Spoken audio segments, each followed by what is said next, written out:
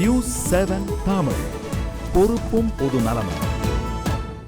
ஐயா வைகுண்டரின் அவதார தினத்தையொட்டி கன்னியாகுமரி மாவட்டம் நாகர்கோவிலில் இருந்து சாமித்தோப்புக்கு பிரம்மாண்டமான ஊர்வலம் நடைபெற்றது.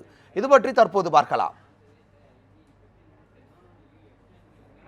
ஐயா வைகுண்டரின் 183வது அவதார தினத்தையொட்டி நாகர்கோவிலில் உள்ள கலைவாணர் கலையரங்கில் இருந்து பிரம்மாண்ட ஊர்வலம் தொடங்கியது.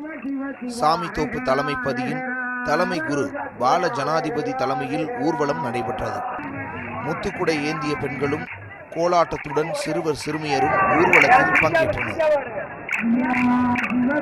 இன்னைக்கு 183வது அவதார தின விழா ஒவ்வொரு வருஷமும் நாங்கள் நடந்து வந்துட்டு இருக்கோம். ஒவ்வொரு வருஷமும் எங்களுக்கு நல்ல முன்னேற்றங்கள் தான் தந்துட்டு இருக்காரு.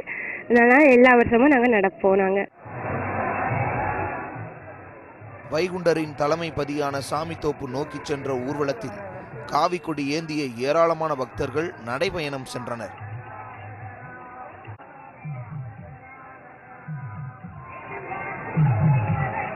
ஐயாவை வருஷந்தோறும் நடந்து வந்துகிட்டே இருக்கோம். வரும்போது எங்களுக்கு நல்ல உற்சாகமும் ஆனந்தமா இருக்கு. குடும்பத்துல நல்ல ஒரு முன்னேற்றங்கள் இருக்கிறது. இந்த ஊர்வலத்தில் கன்னியாகுமரி மாவட்டம் மட்டுமின்றி நெல்லை, தூத்துக்குடி மற்றும் கேரளாவிலிருந்தும் பல்லாயிரக்கணக்கான பக்தர்கள் பங்கேற்றனர். Mercy, news 7 Tamil, Kanyakumari.